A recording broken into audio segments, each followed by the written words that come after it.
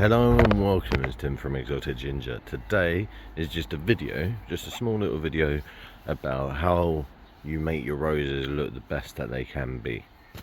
So, we have now just gone into June, and June is the time for your roses to start flowering and stuff like that.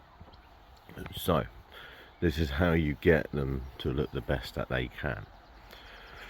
So what you want to do first is, when you see 3 buds like that together, you want to just pinch and take off the 2 smaller buds.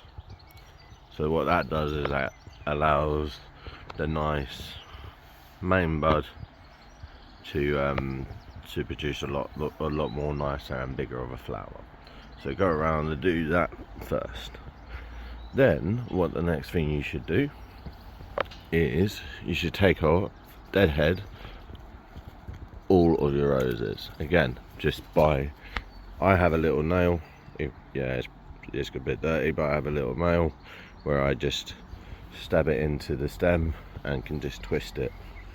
So then what you do after that is, as you can see, it's growing a bit over the top. So what I'm going to do is I'm going to leave them to flower, then I'm going to cut them back. You can cut roses back whenever you want. That's what you're doing when you're deadheading. Then with leaf spot, black leaf spot, the best thing to do is basically pick off all the leaves and don't touch any of the other leaves. So what I do is I just go like this, pick off that leaf, pick off that leaf. I pick off all the leaves what have black spot on it, and then hopefully it won't have the black spot. It won't continue having black spot.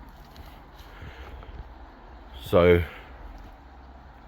that is my quick little video of how to look after roses. Please subscribe, like and comment and all of that great stuff, and I'll see you in the other videos.